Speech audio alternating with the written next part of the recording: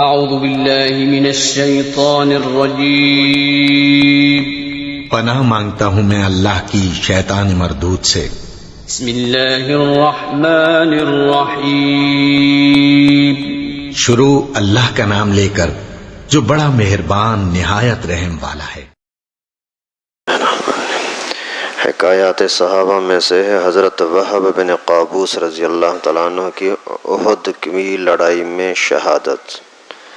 حضرت وہب بن قابوس ایک صحابی ہیں جو کسی وقت میں مسلمان ہوئے تھے اور اپنے گھر کسی گاؤں میں رہتے تھے، بکریاں چراتے تھے۔ اپنے بھتیجے کے ساتھ ایک رسی میں بکریاں باندھے ہوئے مدینہ منورہ پہنچے۔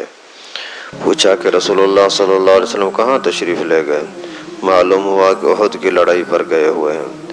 بکریوں کو وہیں چھوڑ کر کے رسول اللہ صلی اللہ علیہ وسلم کے پاس پہنچ گئے۔ اتنے میں ایک جماعت کفار کی حملہ کرتی ہوئی آئی۔ حضور صلی اللہ علیہ وسلم نے فرمایا جو ان کو منتشر کر دے وہ جنت میں میرا ساتھی ہے۔ حضرت وہب رضی اللہ تعالیٰ عنہ نے زور سے تلوار چلانی شروع کی اور سب کو ہٹا دیا۔ دوسری مرتبہ پھر یہی صورت پیش آئی، تیسری مرتبہ پھر ایسا ہی ہوا۔ حضور صلی اللہ علیہ وسلم نے ان کو جنت کی خوشخبری دی۔ ان کا سننا تھا کہ تلوار لے کر کے کافروں کے جمگھٹے میں گھس گئے اور شہید ہو گئے۔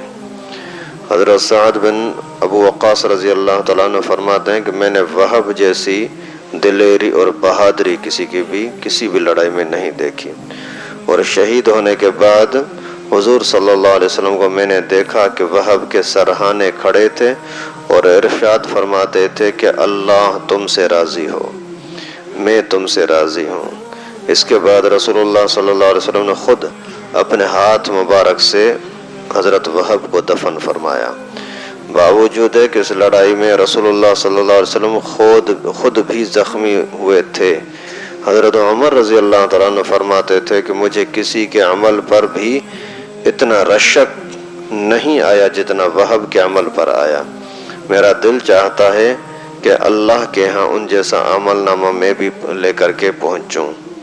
فائدہ ان پر رشک اس خاص کارنامے کی وجہ سے ہے کہ جان کو جان نہیں سمجھا، ورنہ خود حضرت عمر رضی اللہ تعالیٰ عنہ اور دوسرے حضرات کے دوسرے کارنامے اس سے کہیں بڑھے ہوئے ہیں۔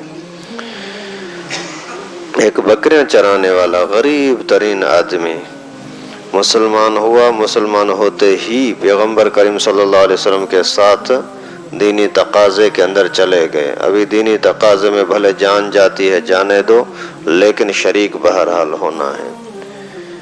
یہی جذبہ ہر مسلمان کے لیے رکھنا لازم ہے۔ آج کل ہم مسلمانوں کی ذلت اور رسوائی کا بڑا سبب یہی ہے کہ ہم نے دین کو دین سمجھا نہیں ہے، دین کو خواہش سمجھا ہے۔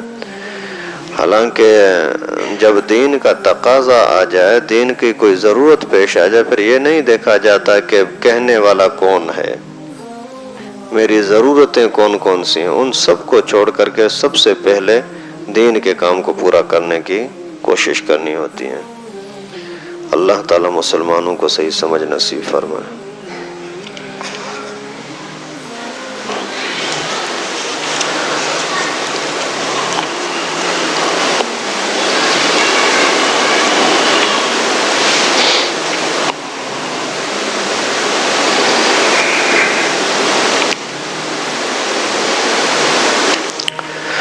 فضائل قرآن میں سے ہے حضرت سلمان رضی اللہ تعالیٰ عنہ فرماتے ہیں کہ میں نے رسول اللہ صلی اللہ علیہ وسلم سے پوچھا کہ وہ 40 حدیثیں جن کے بارے میں یہ کہا ہے کہ جو ان کو یاد کر لے وہ جنت میں داخل ہوگا، وہ کون سی ہیں؟ تو رسول اللہ صلی اللہ علیہ وسلم نے وہ 40 حدیثیں بتلائیں۔ وہ یہ ہیں: اللہ پر ایمان لائے، ایک; دوسرا آخرت پر ایمان ہو، فرشتوں پر ایمان ہو، کتابوں پر ایمان ہو، سب نبیوں پر ایمان ہو، مرنے کے بعد دوبارہ اٹھنے پر ایمان ہو، تقدیر جو کچھ بھلا ہو یا برا ہو وہ اللہ ہی کی طرف سے ہو، اس پر ایمان۔ یہ گواہی دے کہ اللہ کے سوا کسی اور کی عبادت نہیں اور پیغمبر کریم اللہ تعالیٰ کے سچے رسول ہیں۔ ہر نماز کے وقت کامل وضو کر کے نماز قائم کرے اور زکوٰۃ ادا کرے، رمضان کے روزے رکھے۔ 12ویں نمبر پر ہے اگر مال ہے تو حج کی طاقت بھی ہو تو حج ادا کرے۔ 13واں 12 رکعتیں سنت مؤکدہ پڑھے۔ 12 रकातें सुन्नत मुअक्कदा पढ़े, यानी 2 फजर से पहले, 4 ज़ोहर से पहले, 2 ज़ोहर के बाद, 2 मगरिब के बाद, 2 इशा के बाद 12। और वितर को किसी भी रात में न छोड़े, अल्लाह के साथ किसी को शरीक न करे, वालिदैन की माँ बाप की नाफरमानी न करे, जुल्म से किसी का माल न खाए, शराब न पिए, जिना न करे, 20वां झूठी कसम न खाए, झूठी गवाही न दे, ख्वाहिशात नफसानी पर अमल न करे, मुसलमान भाई की गिला गीबत न करे, पाक दामन औरतों पर तोहमत न लगाए, किसी मुसलमान भाई से कीना और नफरत न रखे, खेल तमाशों में मशगूल न हो, खेल तमाशों में मशगूल न हो, ये मोबाइल की गेम हो या ये जो गेमों की दुकानें खुली हैं, नेट कैफे या वैसे ही कोई भी हो, अगर जुआ न हो तो भी नाजायज है, जुआ है फिर तो हराम है।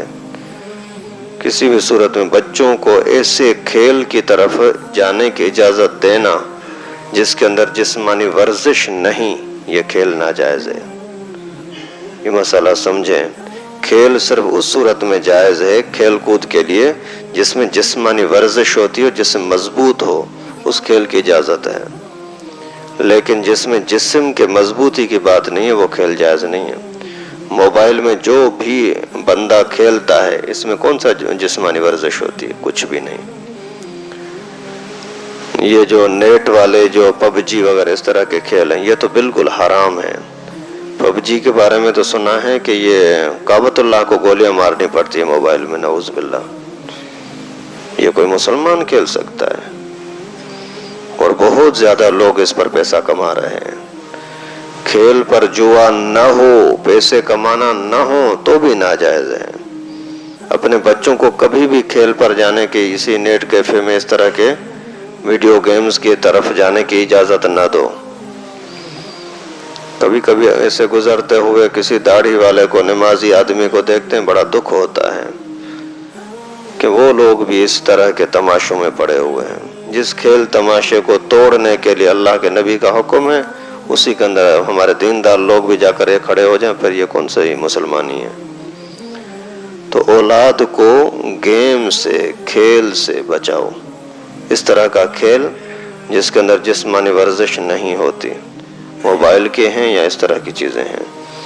बाकी अगर ये वॉलीबॉल खेलता है, क्रिकेट खेलता है, फुटबॉल खेलता है, मना नहीं है, खेल सकते हैं, क्योंकि उसके अंदर जिस्म मजबूत होता है। वर्जिश करना बेहतर तरीका है, बहुत अच्छा ही यानी अपने जिस्म को मजबूत करने का तरीका है। वर्जिश भले करें बेशक, लेकिन अच्छा खेल को देखने के लिए जाना ये फिर कोई फायदा नहीं है। खेलने के अंदर तो वर्जिश हो रही है, देखने में कौन सी वर्जिश हो रही है? और उसके अंदर अगर खेलने वाले उनके घुटने खुले हुए हैं फिर तो उनको देखना हराम है। घुटनों का खुला होना या नाभ से नीचे का हिस्सा खुला होना ऐसा है जैसा कोई बंदा बिल्कुल नंगा हो। इसी वजह से ये जो भी ग्राउंडों के अंदर खेलते हैं ना, उनके ज्यादातर घुटने खुले होते हैं।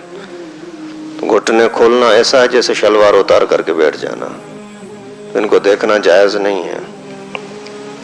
तो अल्लाह के नबी सल्लल्लाहु अलैहि वसल्लम का फरमान है कि खेल में यानी लहव लाभ में मशगूल न हो। 27वें नंबर पर है तमाशाई लोगों में शरीक न हो। तमाशाई लोग मतलब क्या है?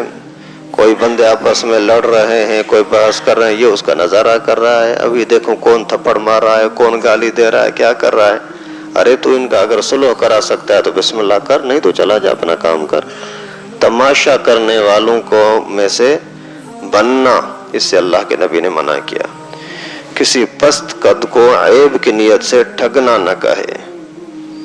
कोई छोटे कद का है उसको बोलो कि ए डेंडा पस्त कद, या फिर कोई बड़े कद का है उसको बोलो लंबू। ये भी बीमारी मुसलमानों में बहुत ज्यादा है। अगर किसी का कद छोटा है उसकी वजह से ऐसे अल्फाज से पुकारना ताकि उसकी तौहीन हो नाजायज है। किसी के आंख नहीं है उसको काना करके पुकारना सही नहीं है। अगर किसी को तारुफ भी करवाना है ना तो भी काना नहीं कह सकते, اس کو نام بتاؤ، گلی بتاؤ، کوئی اور اس کی کوئی یعنی تعارف کرواؤ. اگر بالکل سمجھ میں نہیں آتا پھر اس کو بولو جس کی آنکھ کمزور ہے، جس کا آنکھ کا مسئلہ ہے، کیونکہ یہ لفظ توہین والا نہیں ہے. کانا کہنا یہ توہین والا لفظ ہے. لفظوں کے اندر بھی بڑا فرق ہوتا ہے.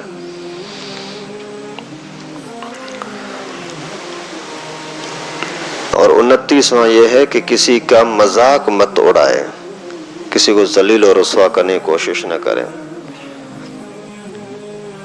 اور 30ویں نمبر پر مسلمانوں کے درمیان چغل خوری نہ کرے.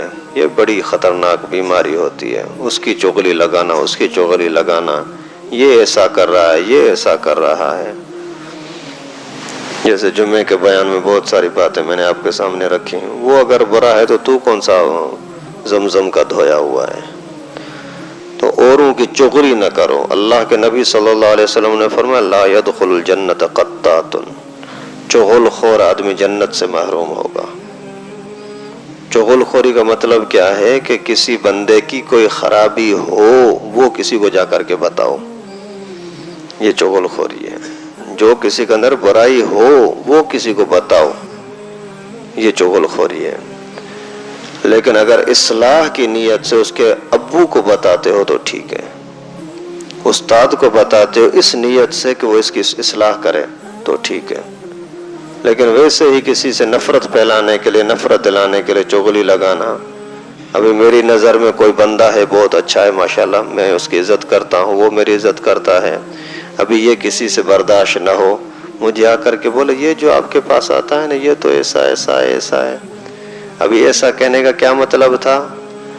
اگر اصلاح کی نیت سے بتلا رہا ہے کہ یہ اس کو سمجھا دے پھر تو بسم اللہ.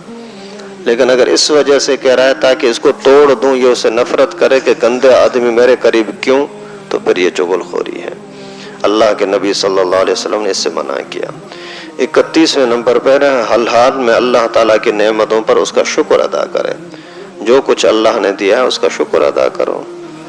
چلنے پھرنے کی طاقت ہے شکر کرو، پانی ملا شکر کرو، کھانا ملا شکر کرو، سکون کے ساتھ چھت کے نیچے بیٹھے شکر کرو، نیند کرنے کے لیے جگہ ملی شکر کرو. بہت سارے لوگ ہوں گے جو بیچارے چھت سے محروم ہیں، سردیوں میں تڑپ رہے ہیں، کھانے سے محروم ہیں، مناسب پانی سے محروم ہیں. آپ کو کپڑے ملے شکر کرو. بہت سارے ایسے ہوں گے جو بیچارے کپڑوں کے لیے محتاج ہوں گے. تو ہر حال میں اللہ کا شکر ادا کریں، مصیبتوں پر صبر کریں. انسان ہے، حالات آتے رہتے ہیں. اگر مصیبت آ گئی تو پھر چیخو نہیں، چلاؤ نہیں، اس کو بولو اس کو بولو، ایسا نہیں، اللہ کو بولو بس. اور اللہ کے عذاب سے بے خوف نہ ہو. اللہ کے عذاب سے بے خوف نہ ہو. ہر وقت خطرہ ہو اللہ کی پکڑ نہ آ جائے. جیسے دنیا کے اعتبار سے اگر کوئی بندہ چوری کرتا ہے تو کتنی مرتبہ سوچتا ہے، ادھر ادھر دیکھے گا، ہر طرف سے موقع پائے گا، کہاں موقع مل رہا ہے پھر میں یہ چوری کروں. کھلم کھلا نہیں کرتا کیونکہ کوئی بندہ دیکھ نہ لے. تو اللہ سے بھی تو ڈرے. اللہ کی جب نافرمانی کرا تو اس وقت میں بھی تو یہ خوف اللہ کی پکڑ نہ ہو جائے. کوئی بڑے سے بڑا گناہ ہو، اگر آپ ذرا سا یہ سوچ لیں نا کہ اللہ دیکھ رہا ہے، آپ کو گناہ کرنے سے دل ٹوٹ جائے گا، نہیں کرو گے. بڑے سے بڑا کوئی نفع نظر آ جائے، لاکھوں کروڑوں کا نفع نظر آ رہا ہے، لیکن آپ کے دل میں ذرا سا یہ خیال آیا نا یار یہ کل اس کا حساب دینا ہے، تو پھر اللہ تعالیٰ آپ کو اسی جرم سے بچنے کی توفیق عطا کریں گے. اور 34واں نمبر پر ہے اعزہ سے قطع تعلق نہ کرے. اپنے دوستوں سے، رشتہ داروں سے رشتہ نہ توڑے. یہ بھی بڑی مصیبت ہے ہمارے اندر. ذرے ذرے پر ایک دوسرے سے توڑ دینا یہ اچھا طریقہ نہیں ہے. بہن بھائی، رشتہ دار، چھوٹے بڑے ایک دوسرے سے ٹوٹے ہوئے ہیں. ہاں، اس کی اجازت ہے کہ اگر کسی کی اصلاح کے لیے اس سے رخ پھیر لو تاکہ اس کی صلح ہو جائے، ٹھیک ہے. لیکن کسی کو اپنے آپ سے توڑ دینا ایسے ہی یار یہ تو برا آدمی، ابھی میں اس سے کیا تعلق رکھوں، یہ جائز نہیں ہے. جیسے پیغمبر کریم صلی اللہ علیہ وسلم کے سے بھی کچھ اس طرح کے واقعات منقول ہیں، کوئی آتا تو نبی پاک اسے چہرہ پھیر لیتے، مقصد اس کی اصلاح ہوتی تھی، اور وہ پھر توبہ کرتے تھے، معذرت کرتے تھے، یہ اللہ کے رسول غلطی ہو گئی، آئندہ نہیں ہوگی، اللہ کے رسول کس بات پر آپ ناراض ہیں بتائیں تو صحیح، آئندہ میں ایسا نہیں کروں گا، اور صلح رحمی کرتا رہے، جو ٹوٹا ہوا ہے اس کو بھی جوڑنے کی کوشش کرے، اللہ کی کسی مخلوق کو لعنت نہ کرے، کہ کسی بکری پر، کتے پر، کسی جانور پر، کسی بھی چیز پر لعنت کرتے پھرنا یہ جائز نہیں ہے، انسان پر بھی لعنت کرنا جائز نہیں ہے، لیکن جرم پر لعنت کرنا حدیث مبارکہ سے ثابت ہے، جیسے حدیث شریف میں آتا ہے کہ عورتیں جب قبرستانوں میں جاتی ہیں قبروں پر تو ان پر لعنت ہے، عورتیں جو مردوں کے جیسا لباس پہنتی ہیں، مردوں کی طرح سر ننگا کر کے گھومتی ہیں، چہرہ کھول کر کے گھومتی ہیں، ان پر اللہ کی لعنت ہے، شراب پینے والے پر اللہ کی لعنت ہے، اور اس طریقے سے بہت سارے چیزوں کو نبی پاک نے نام لے کر کے بتایا ان پر لعنت ہے، تو یعنی کسی جرم پر لعنت کرنا ٹھیک ہے، لیکن ویسے ہی کسی مخلوق پر لعنت کرتے پھرنا یہ صحیح نہیں ہے۔ 37ویں نمبر پر یہ ہے کہ سبحان اللہ، الحمدللہ، لا الہ الا اللہ، اللہ اکبر، ان الفاظ کا اکثر ورد رکھا کر، زیادہ تر آپ کے زبان پر یہ ذکر ہو، سبحان اللہ، سبحان اللہ، سبحان اللہ، الحمدللہ، الحمدللہ، الحمدللہ، اللہ اکبر، اللہ اکبر، لا الہ الا اللہ۔ جمعہ اور عیدین میں حاضری نہ چھوڑے، ہر حال میں حاضر ہوتا رہے، بھلے کاروبار ہے کچھ بھی ہے، سب کو چھوڑ دو، نماز کے لیے پہنچو۔ اور 39واں یہ ہے کہ اس بات کا یقین رکھ جو تکلیف اور خوشی تجھے پہنچی وہ مقدر میں تھی، جو ٹلنے والی نہ تھی، اور جو کچھ نہیں پہنچا وہ کسی طرح سے پہنچنے والا نہ تھا، جو تیرے مقدر میں تھا نا وہ تجھ سے کوئی چھین نہیں سکتا، جو مقدر میں نہیں ہے وہ تجھ میں کوئی دے نہیں سکتا۔ جب یہ آپ اعتماد کرو گے، یقین کرو گے، ٹینشن ختم ہو جاؤ گے، ٹینشن فری یہ ایک نسخہ ہے۔ آپ کو کاروبار کے معاملے میں پریشانی ہو رہی ہے نا، تو اگر آپ یہی بات سوچ لو گے جو مقدر میں تھا ملا، جو نہیں تھا نہیں ملا، آپ کا ٹینشن ختم ہو جائے گا۔ لیکن اگر مقدر پر، اللہ کی ذات پر بھروسہ نہیں کیا نا، پھر سوچتے سوچتے پاگل ہو جاؤ گے، یار کیوں نہیں ملا، اس کو ملا مجھے نہیں ملا، اس نے اتنا کمایا مجھے تھوڑا ملا، کیوں ہوا، یہ ہوا ہوگا، میرا جال چھوٹا ہے، میری کشتی صحیح نہیں تھی، میرے پاس یہ بندہ بیٹھا ہوا تھا اس وجہ سے نہیں ہوا، ہم ٹائم پر نہیں نکلے تھے، تھوڑا سا دیر سے چلے گئے تھے، یہ وہ، اس طرح سے آپ سوچتے رہو گے پاگل ہو جاؤ گے۔ جو مل گیا اللہ کی نعمت سمجھ کر کے شکر کرو، جو نہیں ملا اللہ تعالیٰ کی طرف سے فیصلہ سمجھ کر کے صبر کرو، اللہ بڑھا کر دیں گے۔ 40واں یہ ہے کہ کلام اللہ شریف کی تلاوت کسی حال میں بھی نہ چھوڑو، قرآن پاک کی تلاوت ضرور کرو۔ میں بار بار آپ سے کہتا رہتا ہوں، مہربانی کر کے قرآن پاک کی تلاوت لازمی کیا کرو، جتنا آتا ہے اتنا کرو، زیادہ پڑھنے کی کوشش کرو، نہیں تو جتنا آتا ہے وہ ضرور پڑھا کرو۔ اکثر ساتھیوں کو جو قرآن پاک یاد ہوگا وہ 10 منٹ کا ہوگا، 10 منٹ سے زیادہ کا نہیں ہوگا۔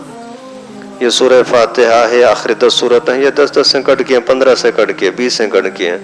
اب ساری سورتیں جتنی 10 15 20 25 سورتیں آپ کو یاد ہیں نا، وہ ساری اگر پڑھو روزانہ تو 10 منٹ کا کام ہوگا۔ تو اگر 24 گھنٹے میں سے 10 منٹ اپنے قرآن پاک پڑھنے پر لگا دیا تو کون سی تکلیف ہے۔ اللہ تعالیٰ سے دعا ہے کہ جو کچھ ہم نے پڑھا سنا اپنی بارگاہ میں قبول فرمائے، اور جن اعمال کا حکم ملا وہ کرنے کی توفیق نصیب فرمائے، جن چیزوں سے روکا گیا اللہ تعالیٰ ان سے بچنے کی توفیق نصیب فرمائے۔ وآخر دعوانا الحمدللہ رب۔